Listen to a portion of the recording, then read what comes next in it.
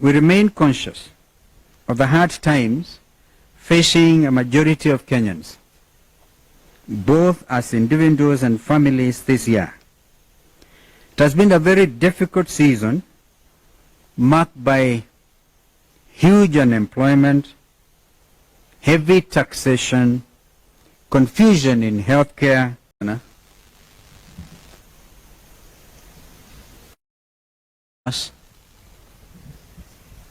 in the team that has now commonly been referred to as the People's Loyal Opposition.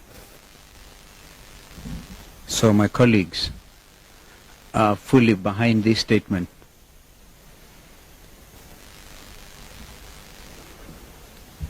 Fellow Kenyan patriots, this is entitled Jamhuri Season Address, today December the 9th, 2024. I'll repeat, fellow Kenyan patriots, receive this message of seasonal greetings and goodwill wherever you may be in our country and beyond. We thank God that He has enabled us to enter the festive season at the end of the year. Traditionally, our Jamhuri celebrations as Kenyans have usually raised the curtain to a joyous period for the entire global community. Our Jamhuri activities usually flow into an extended season that merges with Christmas and the New Year festivities. It is usually time to forget some of the challenges through the year and to join our friends and families in joyous activities. Accordingly, we send the festive season's greetings to the friends of our Kenyan nation throughout the world. And at this juncture, congratulate the people of Ghana for a tremendous show of democratic achievement. For President Mahama and the team, we congratulate you and we wish you well, together with the great people of Ghana. Nonetheless, we remain conscious of the hard times facing a majority of Kenyans, both as individuals and families this year.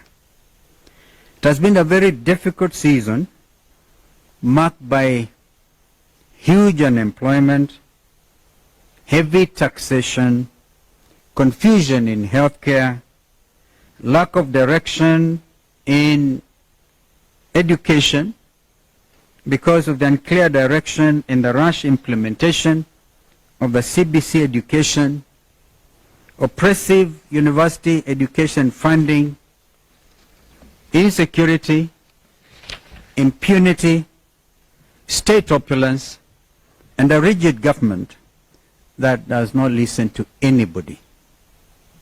Still, let us not give up on the joy that has traditionally come with the Jamhuri and Christmas season. It is remarkable that this season is also marked by the International Anti-Corruption Day, which is marked today, the 9th December, and International Human Rights Day, which will be celebrated everywhere in the world tomorrow on December the 10th. Then there is also the climax of the 16 days of activism against gender-based violence, which has gone on for slightly over 2 weeks now. Put together with Jamhuri Day on Thursday this week, this is a truly significant season. We are called upon to solemnly reflect about the import and wider relevance of some of these remarkable days as citizens of our country and citizens of the greater global community. We are especially called upon to do an honest audit of our performance as a Kenyan nation in all the spaces that are being celebrated this week. What is the reading of our human rights record? For instance, what are we doing about winning the war against gender-based violence? What is the state of our self-determination as an independent nation? And what have been the dividends of independence through the years? What gains have been made, if any, under the Kenya Kwanza regime?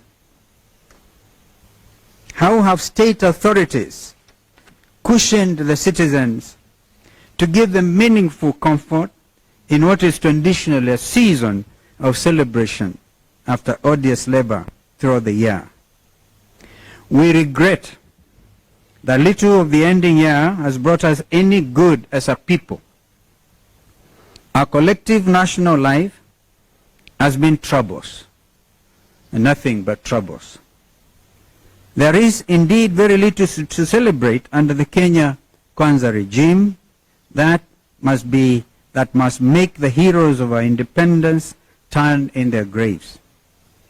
The present regime stands for negations and reversals of all the promises and hopes of Jamhuri in 1963. The founders of our nation freed us from the yoke of oppression and colonialism. This regime is keenly bent on reversing this gain by restoring both physical and psychological torture. Our human rights record is at an all-time low. Good governance, as promised under self-determination, is in a terrible spin. Violence against women and the exclusion in important spheres is at an all-time high. An average of cases, 196 of gender-based violence against women